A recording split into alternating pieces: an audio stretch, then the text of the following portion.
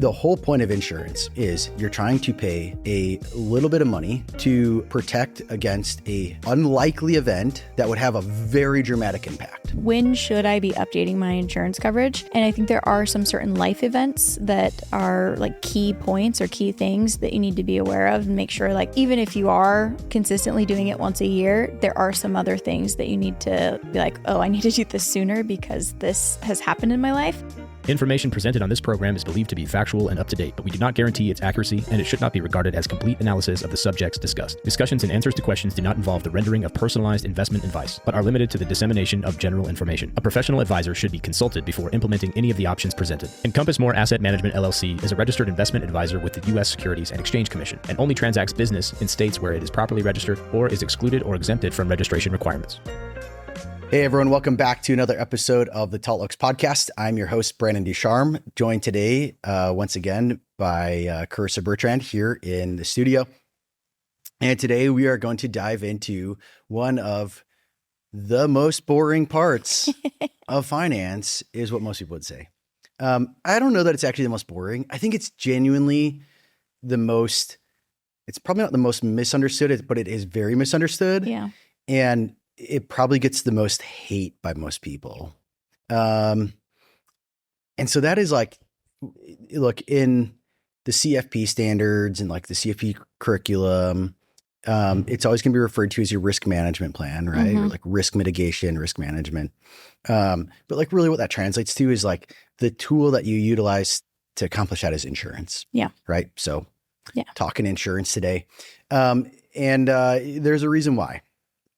No one wants to do it, and it's essential. So you got to do it. So you got to talk about it at some point, right?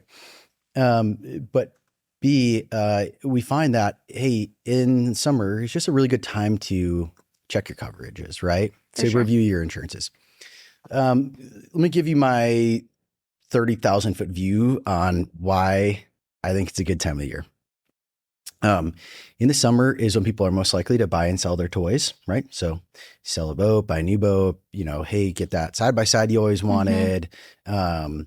You get a truck to pull it, new trailer. Or you have that classic car and you're pulling it out of the garage now, right? Like, so there's like more movement and activity of buying and selling the fun stuff in life, right? A lot of times. With that also comes, one of my other good reasons, which is, in the summer is usually when people tend to have their, what I call like their near-death experiences, right? Yeah. So these are, hey, you go out and enjoy those toys in some capacity, right? You're going out and doing summer fun things, and you finally have that moment where you almost fell, rock climbing and got hurt, or you almost, got injured doing something, whatever, or there was almost an accident or whatever, that close call. And so if you were somebody that was like always putting it off, all of a sudden you go, man, like what if that would have happened? I really probably should be checking my insurance coverages to make sure like if that thing would have actually happened, it's covered the right way. Yeah. Right. And so that's not just like one particular insurance, but I mean, it could cascade through a lot of them. Yeah. Okay.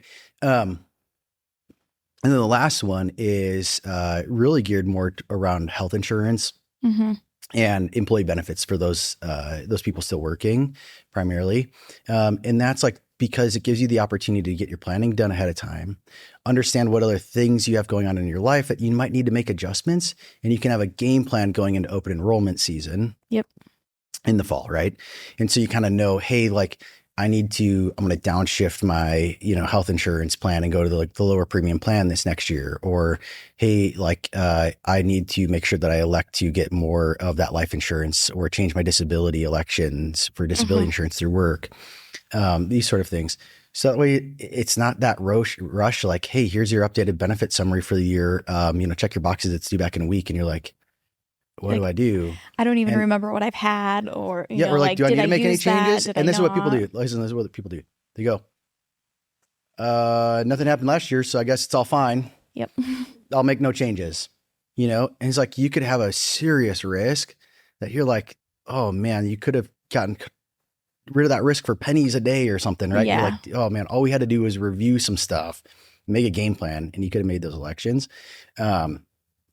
So I think the summer is like a great time to do it. Also, there's not a lot else going on. So it's not conflicting with other things you're trying to do, right? You're not trying to tie out the end of the year. You didn't like, you're already done with taxes, right? So You there's kind of have an idea where your income is. It's like a lull in the year a little bit, right? From a calendric perspective. And so I think it's a good time to talk about insurances. So let's dive into what insurances should people think about reviewing, Carissa? Like, yeah, definitely. When we say like we're going to do an insurance review with a client or something, I think a lot of people, because we're financial advisors or wealth management, people instantly think of just life insurance. But that's only one of the insurances that is used to protect your assets and to protect your wealth. So life insurance, disability insurance, health insurance, and then also like your property casualty, auto insurance, the general liability type stuff. If you're a business owner, also making sure you're reviewing your business insurance. And that can be a big one too, because I feel like those changes happen more frequently or like at a larger level within businesses. Yep. But even just for individuals, there's lots of different types of insurance coverage to consider, not just that initial like life insurance conversation that a lot of people kind of go to and think about at first. So I think that there's one particular type of insurance that I think definitely doesn't, in my opinion, like fall into this category of like, make sure you renew it, right? Or not renew it, review it. And there's one that's like a maybe, right? So the one that's definitely not is the annuity piece, right? Yeah. So annuities are an insurance product, but really it's like an income planning tool, right? Annuities technically an insurance, so it falls under people that, have an insurance license to sell those products. But it's because what you're really doing is that you're insuring against like longevity risk. Right. But that's not the risk that you're generally trying to like look at in a risk management plan, right? So that's more of like your income planning module, if you think about it. So don't let somebody get you wrapped up in the annuity conversation and trying to review insurances would be my general, like you're probably getting off course on what you're supposed to be doing here. And then the second one, that's like a maybe and probably not, but a maybe is long-term care, right?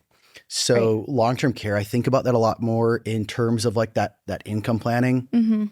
And it's because you're trying to plan at that point, like, hey, when there is this long-term care event, because statistically people are likely to have it, like where are you liquidating assets from? So I've talked about that, on prior episodes with Mitch Hancock.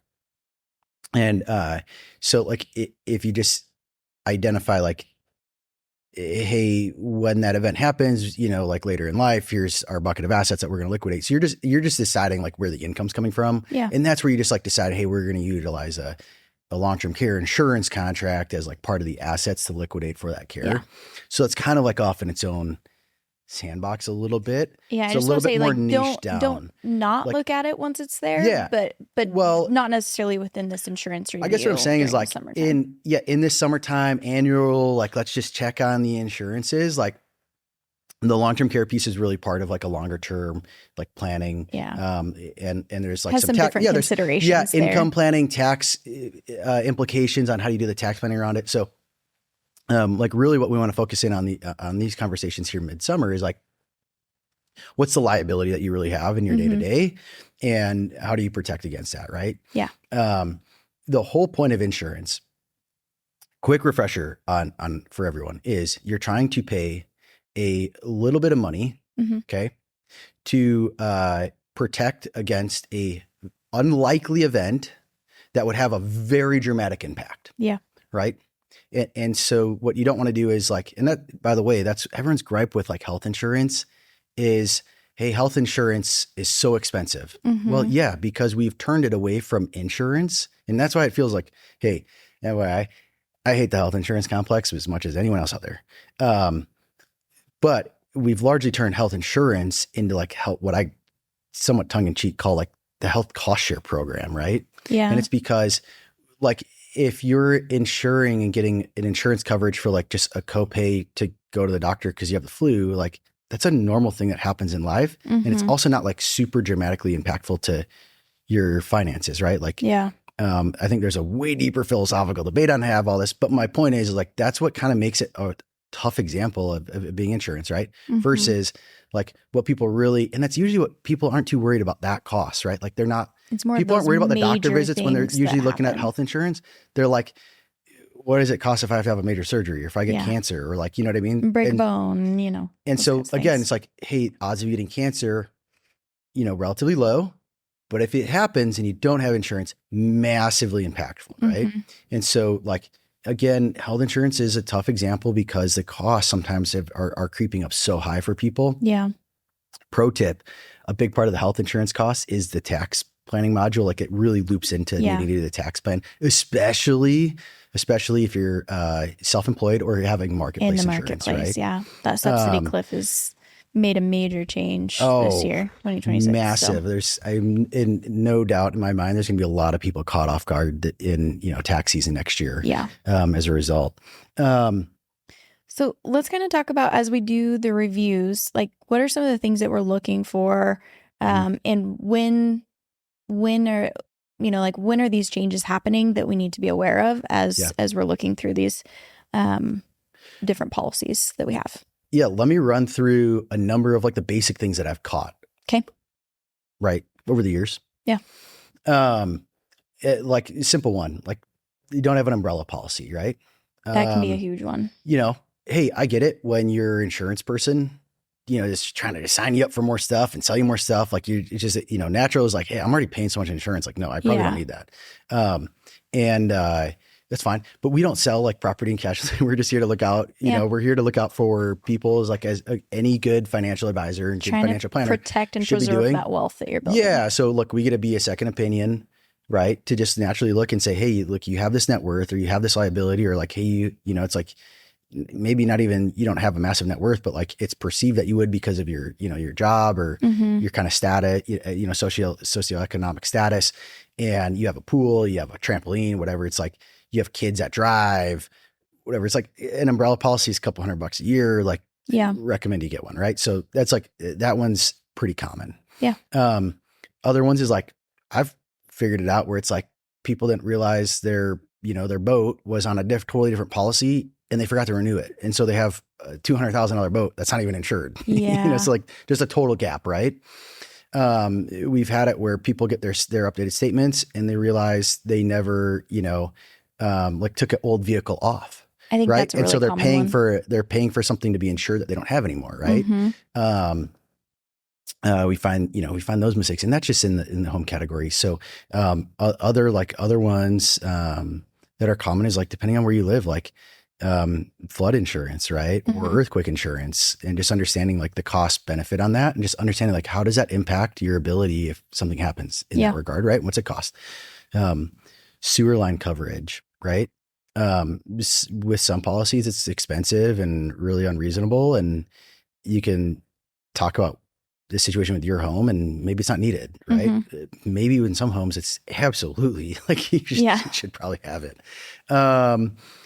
Again, like it just depends on like, and this is what's hard for insurance agents oftentimes, is they don't understand the intricacies of somebody's net worth statement. And so you got to be able to try to line up like, what's your capacity to self-insure some of this stuff, right? So if you take down the insurance coverage or you elect to not pay for a certain rider or additional benefit, that's okay, especially if you have the means to say, well, like, that's not going to be detrimental to me. Everything is you're paying an insurance company to take the risk or you're self-insuring, right? Yeah. So, like a sewer line, you know, a main sewer line issue is like a decent example where it's like, hey, you might have to pay $10 extra a month or $30, whatever, right? For main sewer line coverage, right? But if if something happens with your main sewer line, which like around here, like, you know, trees grow into it and crack it, and, you know, or the ground settles, is just common around here, and then it will break the line and disconnect it.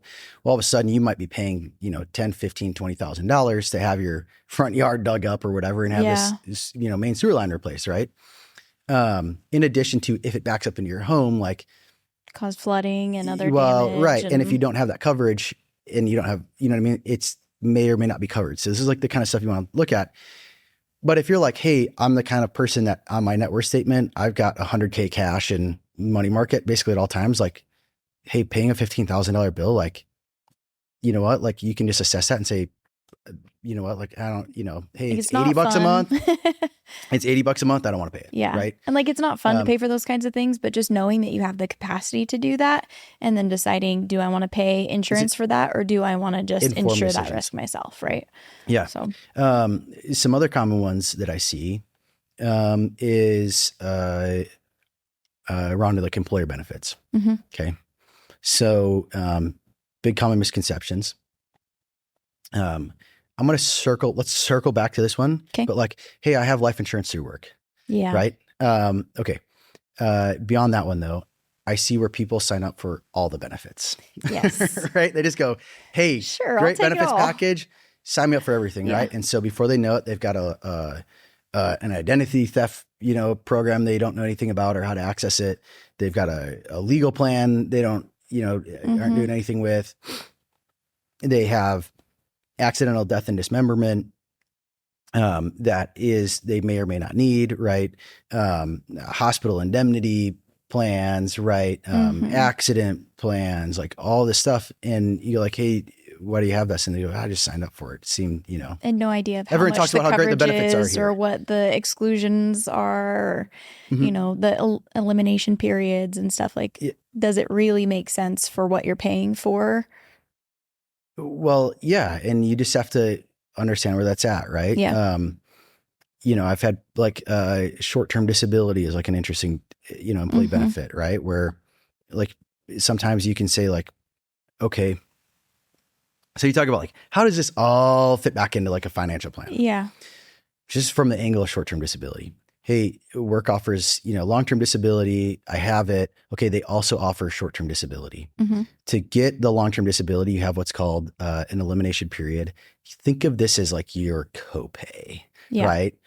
And so if you have a 90-day elimination period before you get disability, what that means is like from the day that you get injured, right, and can no longer work, you're not getting paid for 90 days before your disability payments kick in, right? Yep. Okay, so short-term disability covers that short-term, the 90 days. Yeah. Okay, so you can look at it and say, if I make, and I'm going to just try to use some round numbers here for just ease of sake, $10,000 a month, or, my expenses are $10,000 a month, whatever. Again, just like easy math here. So 90 days is $30,000. Okay. So I can either put $30,000 in a money market account, right? Earn 2.5%, whatever, on that 30,000. But now I can self-insure myself against that's what an emergency reserve is. That's a big chunk of what your emergency reserve is for. Okay. Or if the policy is cheap enough, right? You say, oh, it's, I don't know, whatever, $10 a month. Okay.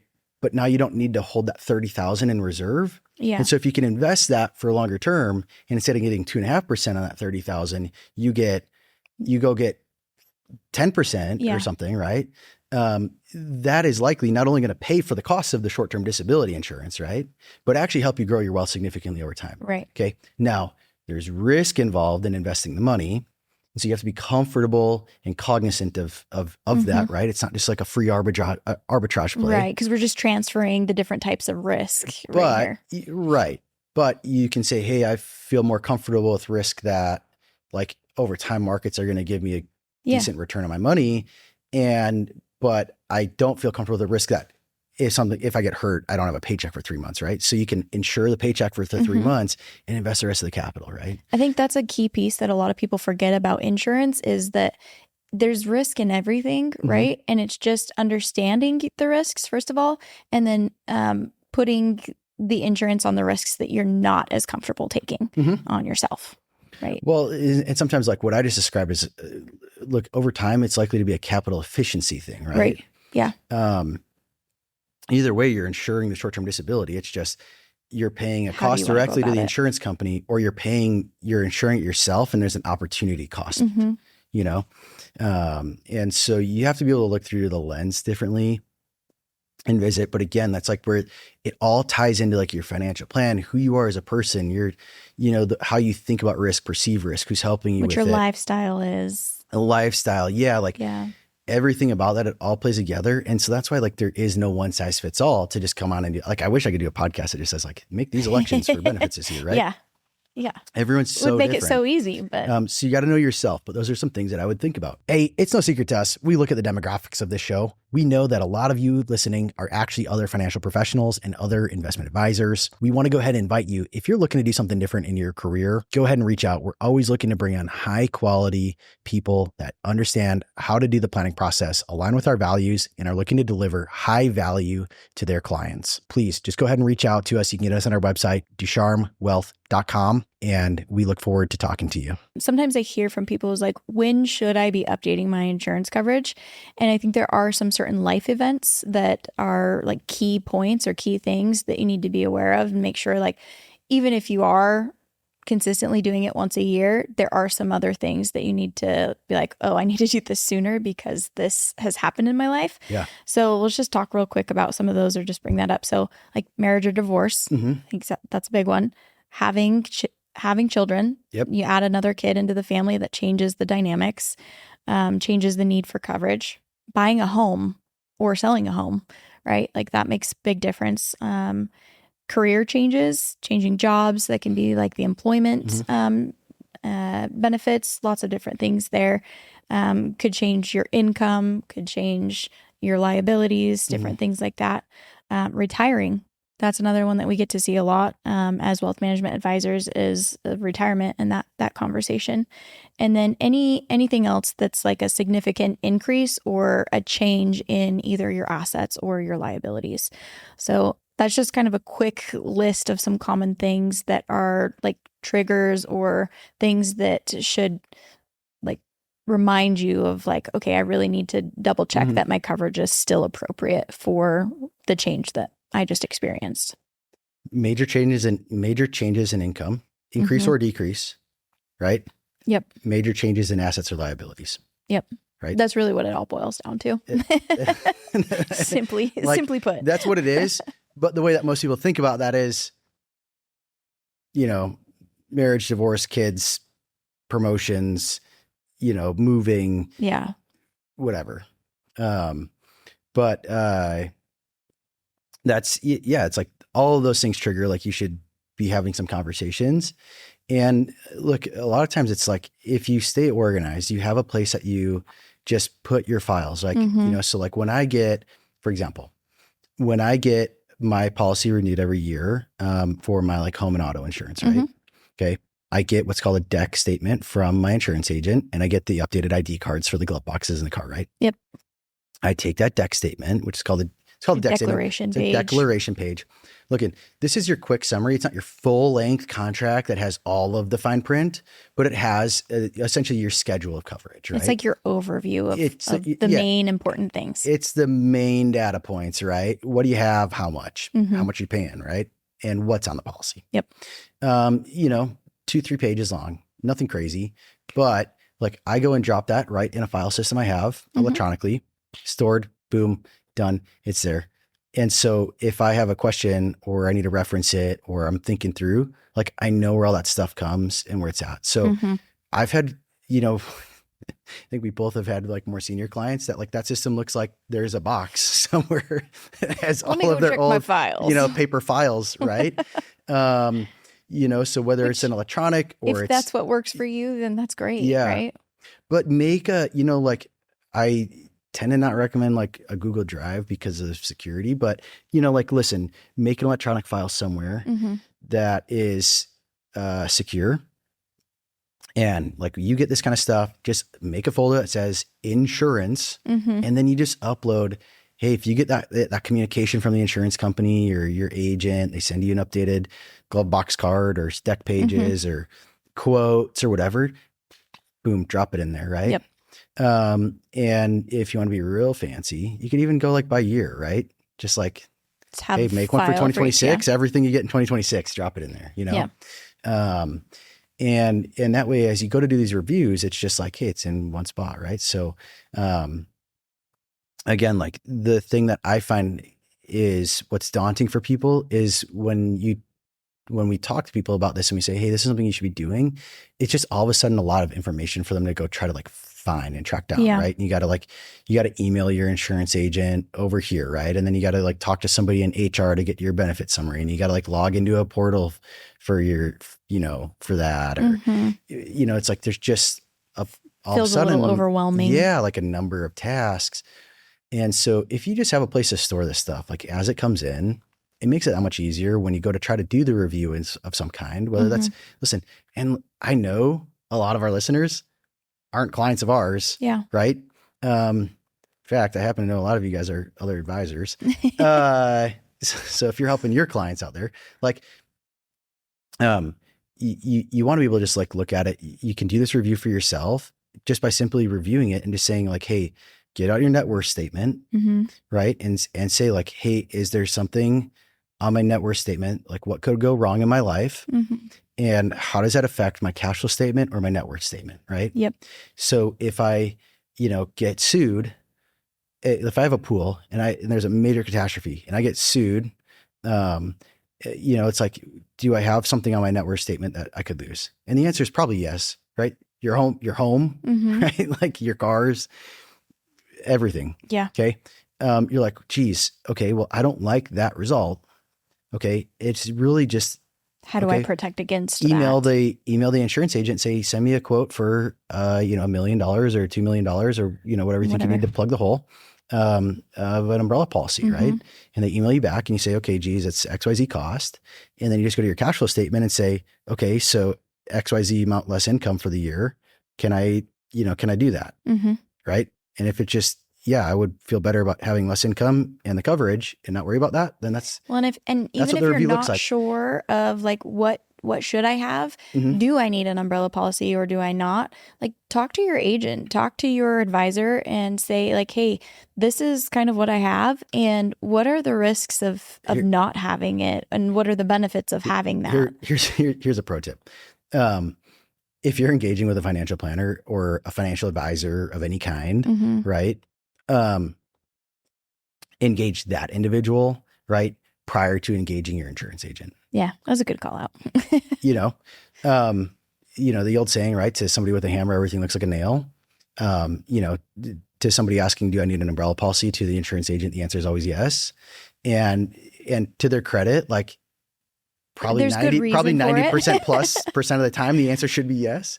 But my point is like, these are all questions that should be answered through a financial planning process, not through what's currently a good deal process, right? And I think a lot of that comes to is like your financial advisor, your wealth management advisor should have a bigger picture of your overall like lifestyle, your assets, that whole net worth, everything that you have going on versus your insurance agent just knows what you've told them about your insurance and like what assets you have that you currently have covered. Like that's really all that they know. Because they're not going through that in-depth conversation. They're not meeting with you on a regular basis for all of your wealth management needs. And the reality is like, it just gives you a better in-depth understanding. If we just talk about economics of it, like the commissions on insurances have been cut so tight that insurance agents doing property and casualty, a lot of times, like unless you're buying a lot of insurance,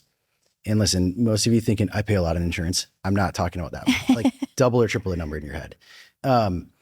It's they just like them trying to run their business. It's too much of a time commitment for them to have this like thoughtful, conversation. So what I have found to be the recipe for success, again, is if you're working with a good financial advisor, good financial planner, they should be able to sit down and build a plan for you.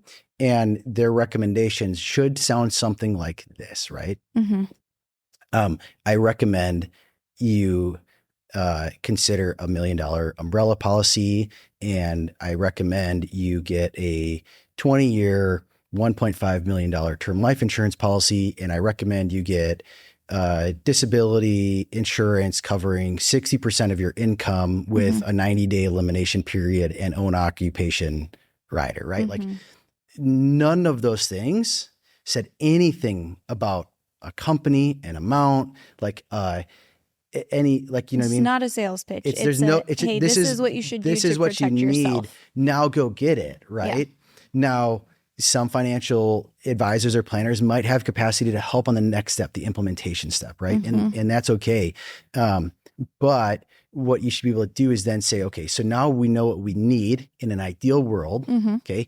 And we should go visit the marketplace to see what the costs are on that and what are the opportunities. And I'll tell you right now, the insurance complex does a great job at making sure that you're never comparing apples to apples. It's always, at best you're comparing a Granny Smith to a Red Delicious, right? Like they're both apples, but they're still different, Like so you gotta like bring that back then to the financial advisor, the financial planner that made the initial recommendations and say, hey, look, so here's what we, what we can get, here's a cost, right? And then you rerun that through the initial recommendations and you say, hold on, if that's like way out of spec, that would have this other impact against your other goals. The cost is too high, or you know what I mean? Blah, blah, blah, blah, blah, whatever it is.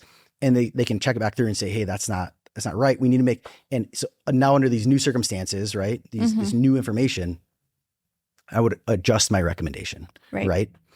And that could go both ways, right? Sometimes you could think somebody's going to get poor underwriting and it comes back great. And you go, hey, under this new circumstances, I recommend you get more, right? Yeah. For the cost benefit analysis. It's just, so you want to disconnect that. And so what I found the recipe is, especially on like property and casualty insurance, where the agents don't have the time to spend really going through a good discovery process and understanding the client needs, is if the planner can build what is generally needed, and then you can find a really high caliber professional that understands the insurance complex well. So if you say, hey, this is what we need, they know how to get the right stuff, the right price, the right company, the right underwriting, ask the fine pointed, additional questions on, hey, this type of thing with this company would need to be a special schedule or not, or,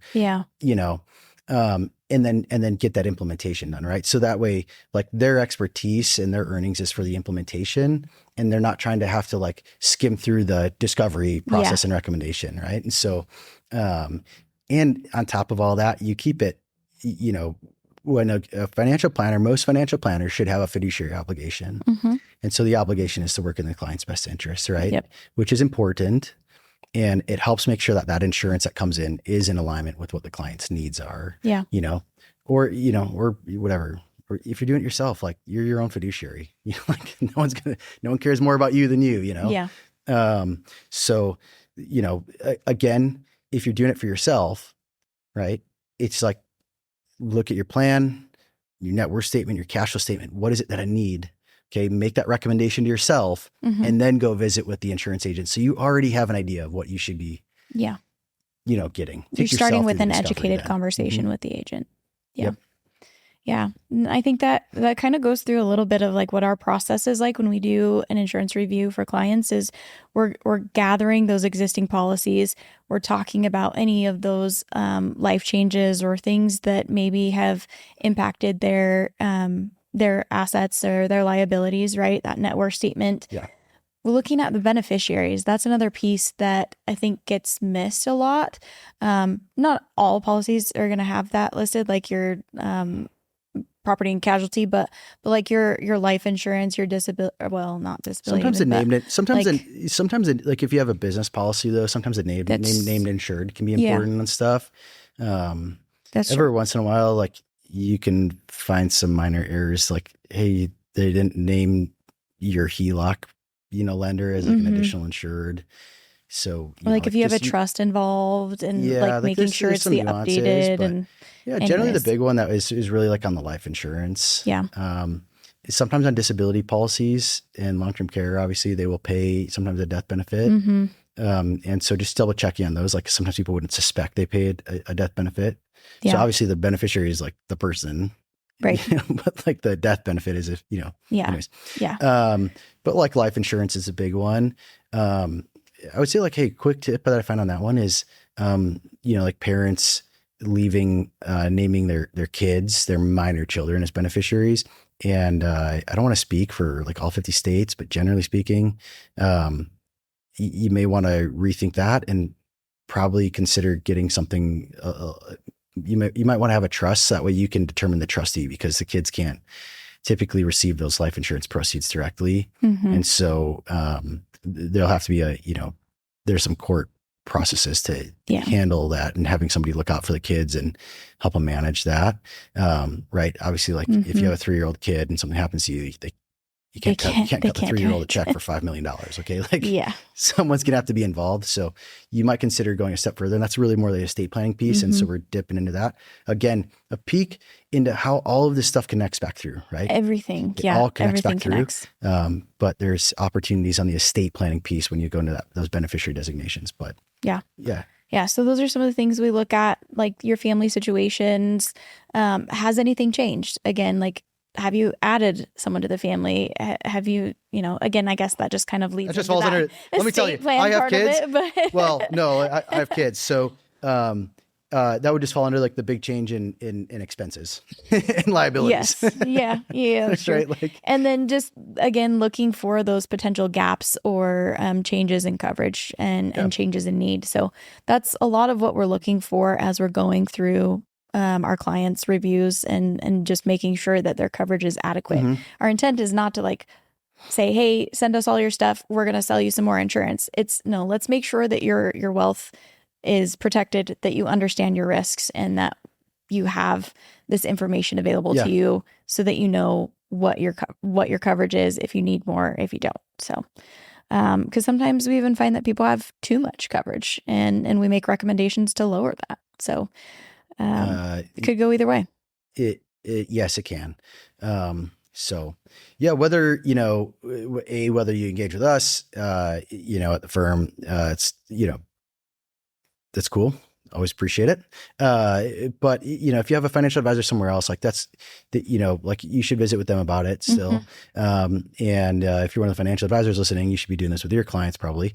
And then look, even if you're just doing it yourself, right? Like there's a lot of people out there that, are trying to be a little bit more DIY, or, maybe they're getting started in life and they're not quite ready to be engaging, with a financial, good financial planner.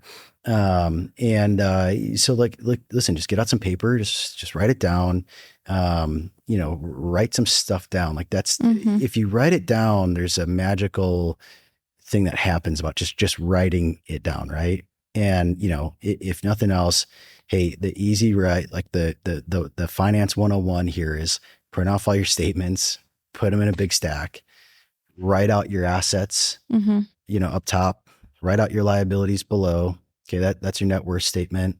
Okay. Write out how much money you make, write out what your expenses look like. That's your cash flow statement. And just start going through your insurance statements and saying, if something happened, is this insurance doing what I would want it to do? Right. Is it too much? Is it not enough? Hey, if I make an adjustment, is it too much cost? So I got to make a different adjustment, maybe to my other insurances, right? But sometimes you can, like, hey, I think based on my health, we're having kids, I want to get the increased health insurance plan at work this next year. That's an added cost. But that's probably, maybe what I can do is change my cars from a $500 deductible to a $1,000 deductible, right? Like there's some other things that you can change and maneuver so that you can shift your costs around, right? Yeah. But if you just write it down, you can start scratching that, like scratching it on some paper, make a plan for yourself. Yeah. It's not super rocket science. Obviously the bigger the assets you have, the more additional complexities. The additional complexity it has, and you want to make sure that you get it absolutely right. But for those starting, it's not super complicated. Yeah. And it is important. Yeah. So. Yeah. So I guess really the whole point of this episode is just to encourage you to make sure that you are gathering your documents, storing them in somewhere that whether that's an electronic file or a physical copy file, and reviewing your insurance every year and looking at those different types of insurance, not just your life insurance, not just your property and casualty, because your premiums went up and you're like, oh, now I need to go get the lowest premium that I can. Like, you got to make sure that you're looking at all of the different aspects of that and reviewing those on an annual basis. So that's what we encourage you to do. Make sure that it fits your evolving lifestyle, that your insurance coverage is evolving along with that. And fear not, we're going to beat this dead horse. I've got a guest scheduled to come on in a couple weeks and talk about property and casualty insurance. Nice. So we're going to get a little bit more, provide some additional follow-up education to listeners on just how to understand property and casualty a little bit. What are some of the nuances? How should people be thinking about it? How do they engage? Right. And so we're going to revisit that in a couple weeks. Awesome. That'll be great. Tune in for that episode. Questions, comments, jokes, concerns, hate mail. I find we don't get a lot of hate mail unless I talk poorly about Bitcoin. That's what elicits it. That's what that will get the people going. Let me tell you. But reach out. Hey, we're always happy to go out and coordinate guests that you guys are interested in hearing from, or different types of professionals. Answer specific questions that you guys have or are dealing with. Any kind of general nuance, feedback. We like digging in any and all of it. You know where to find us. Keep tuning in. Episodes drop every Wednesday, and they should hopefully continue here. And see you guys out there.